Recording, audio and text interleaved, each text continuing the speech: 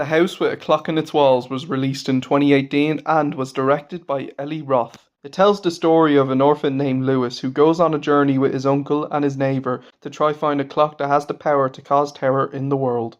The House with a Clock in Its Walls is a movie that I had been meaning to check out for a very long time. I didn't see it when it came out in cinemas back in 2018, but I had been meaning to watch it for a good few years. I just never got a chance to watching it. However, when Netflix had added the movie in the UK and Ireland, I finally decided to watch it for the first time. And after watching it for the first time, I think it's good.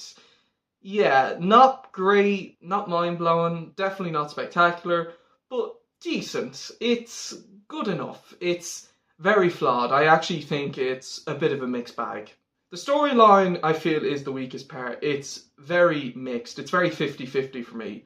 One half of the story is very interesting, and the other half is the complete opposite. Very bland, very boring, and not very well executed. I think the half of the story I really liked was the history of Jack Black and Cate Blanchett's characters, and the history of the house and the history of the magic. We do get to learn a little bit about the villains early on in the movie, but not too much. I think this is where the movie does, get interesting. I think there's a lot of interesting lore behind the house, and there's an interesting backstory with the two characters. And I think this is where the movie should have focused more. It should have been more about Jack Black and Cate Blanchett's characters. It should have been more about the house. It should have focused a lot more on the magic. And it should have focused more on the history. Because I think the movie had potential to be very entertaining. And while it is very entertaining, there is some very creative action scenes. The other half of the movie really kills it. Lewis's storyline is very boring, very uninteresting, and just not that good in terms of execution.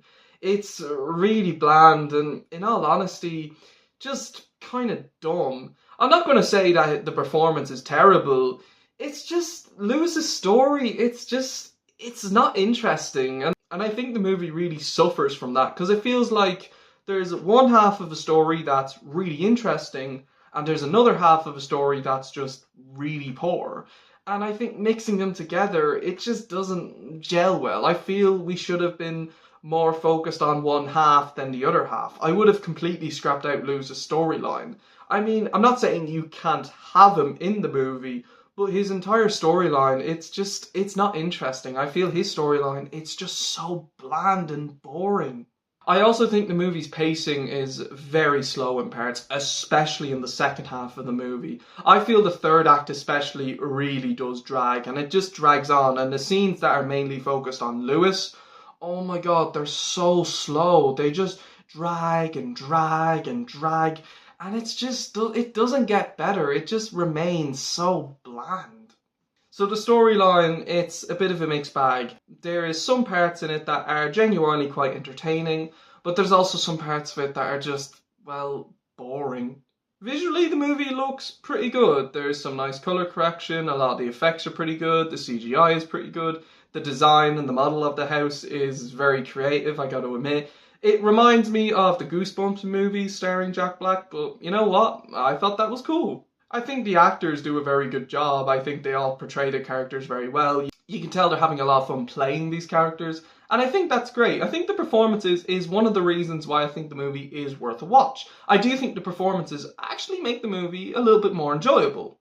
And there is some fun action scenes. The climax, okay, I'm not gonna lie, the climax can be a little bit weird, especially when they're turning people young. It's a bit kind of random, a little bit unhinged. I wouldn't say it's cringy, but just a little bit. It's just kind of one of those things where I'm just going, ugh, really? What is that?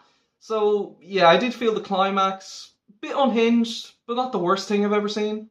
When it comes to the characters themselves, I think they're fine. Lewis, to me, is just really bland. I really don't like this character, and I feel bad saying that because he's the main protagonist. I didn't find his character arc compelling. I didn't find his story compelling. I found his scenes to be easily the film's worst. And I just found him to be a very bland and, in all honesty, pretty annoying character.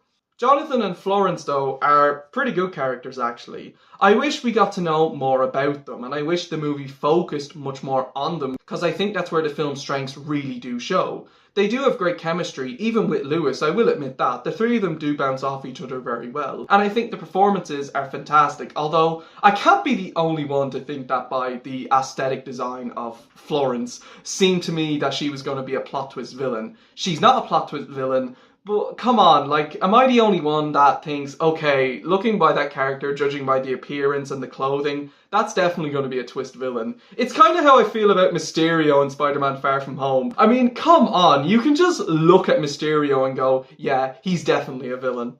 The villains, though, we learn a little bit about them in the beginning, and that's it. The villains, to me, are not terrible, but they're very shoehorned in and they just feel forced. They just feel like they were last minute additions in the script and they just don't gel well with the script. They don't fit in with the script.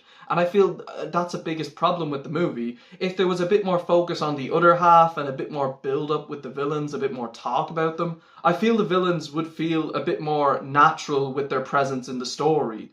But as it is, their presence in the story just feels so shoehorned in and last minute and forced. So the characters are a little bit of a mixed bag, but they're not the worst. There is some good ones, but there's also some very bland ones, I'd say. The music of the movie is not very memorable. It's very forgettable, and I don't think it really fits the movie. Some tracks do fit it, but the others, they just don't fit, I feel. I do have mixed feelings on this movie. I do think it is very flawed, but I do think there is some decent redeeming qualities, and I do think the movie is at least worth giving a chance. It's not great, but I do think it has some enjoyability to it. Overall, The House with a Clock in Its Walls is very flawed with a story that has a lot of very boring parts, a very bland main protagonist, but it does deliver some fun action and some good performances. It's a bit of a mixed bag for sure, I'd say, but there is some merit that does make it worth a watch, I'd say. I'm going to give The House with a Clock in Its Walls a 7 out of 10. So that's it for my review of The House with a Clock in Its Walls. Thank you all so much for watching. Let me know what you guys think of the movie in the comment section below. Stay tuned for my review of Paddington 2, which will come up very soon. And until then, guys, thank you all so much for watching. Take care, mind yourselves, and skadoosh, everyone.